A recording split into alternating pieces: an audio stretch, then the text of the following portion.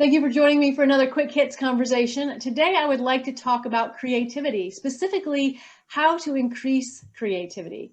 Gareth, kick us off.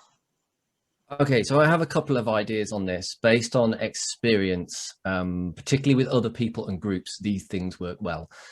Thing number one, asking people to think of the worst possible idea or the worst possible thing that you could do in that situation, and using that as a basis to reverse brainstorm, because people are kind of, problems become like Velcro, right? And solutions are sometimes like Teflon. So if you get people to talk about the problems or the challenges, they will tell you chapter and verse.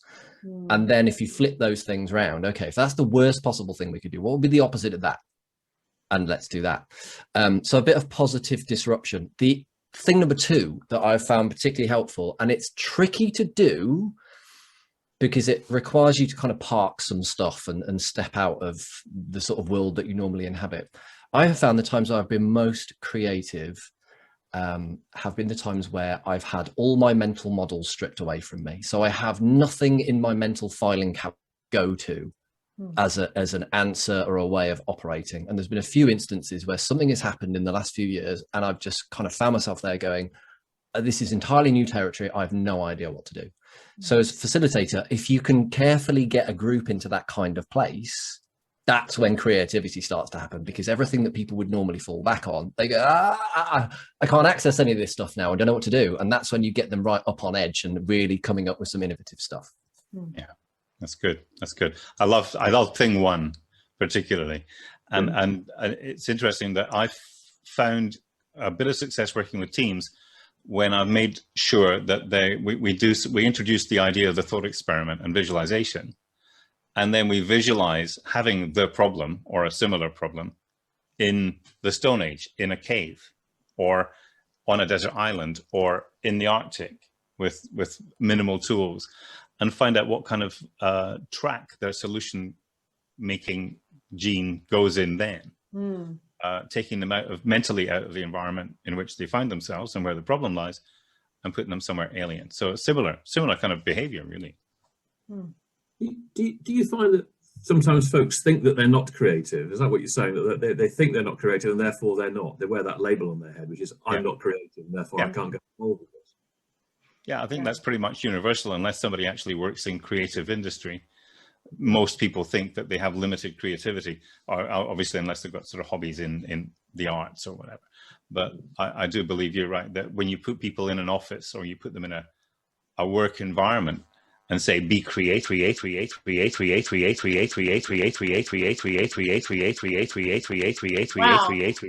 weirdest thing I've ever had happen. Yeah, pretty much the same. Steve, your audio just repeated creative on repeat for like 15 seconds. That was hysterical. Oh dear. We went into some crazy infinite loop of the word creative, as if to underscore just how creative people don't feel generally. That was funny. That was good, though. I love it. Live video. Right. You did that, Robyn. That was brilliant. Well done. So for me, creativity is the space where different ideas meet.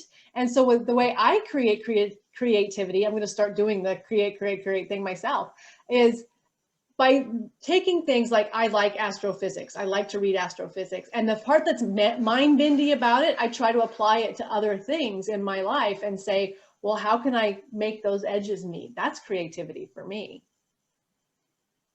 Yeah. I've seen that work and I like it a lot. So there are things that I might read about industry, for instance, and I think, okay, it's really interesting that, I don't know, let's just pick on Elon Musk, for example, has done fill in the blank.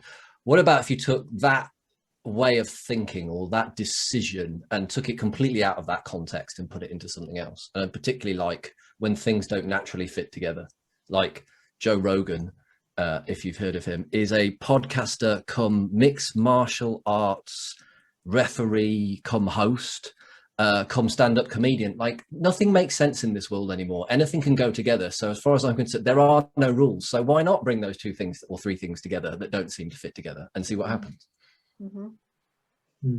Does creativity require being willing to break it? It doesn't work. Yeah, I walk away from it. walk in a new direction, find a new place on the map. Here's an experiment. Here's a thought. If you had a newspaper, a goldfish bowl, and an apple, and you were told to invent a new game, where would your thinking take you? Yeah. Where would it go? The idea of taking yourself off the recognizable and the familiar and the normal is breaking the model in which you live your life. And taking yourself out of that plane puts you in a creative space, even if it's just to get back to where a more familiar landscape sits. Yeah. Gordon, you were going to say something. Will you? Yeah, I'm reflecting on that. And I'm just thinking, you just set that task there, Steve. And I'm just thinking, okay, where would I go with that? Because I'm one of these people who've put this label on my head over the years. I'm not a creative individual, but I know there are certain aspects of my brain that is incredibly creative. And I think sometimes people usually pigeonhole this word creative of a certain type. But there are really certain different aspects of it. I mean, very, very creative when it comes to give me a problem, and I can get really into that. But actually coming up with blue sky thinking, that's something I think I struggle with.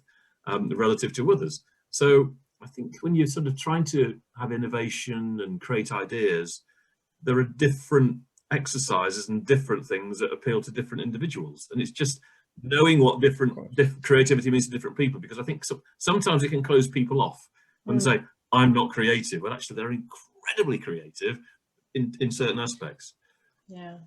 I watched a video by Will Smith. I think encouraging other people. And he talked about how don't let inside your brain be the place where you shut yourself down. Inside your brain should be the place you're allowed to do anything. Who cares if it's realistic or makes sense or works with physics or whatever. Yeah. Inside your brain, you should be allowed to do anything you want. I think that kind of takes you back to the point that came up earlier about, people's definition or label for what is and isn't creativity. Yeah. For me, I've come to a point where I think it's almost this act of creating something from nothing, in inverted commas, not literally, but I'm actually making something. So that might be writing a document, but people don't tend to think of it in that way. They might have this idea that, I have to be some, struggling artist throwing paint at a canvas aggressively, and that's only creativity, and I'm not a creative person. So I guess back to your question at the outset, how do you help people develop that sense of creativity? I guess there's something about that definition that they might apply on themselves, but there's also maybe some questions that you could do a bit of digging. And like, when was the last time you did something and you didn't notice the time going by? You're kind of getting towards that. When were you in flow state? Because chances are they were doing something creative. They were making, quote unquote, something out of nothing in that moment and got lost in it. So it's like, okay, great. Like, what was that? What were you doing? And what can we kind of pull out of that and help you maybe pull it out of that context and put it into this one where we're talking about this thing here? There's probably a whole nother conversation about what constitutes creativity in business sense. I mean, Gordon, you specialize or have a wide understanding of negotiation.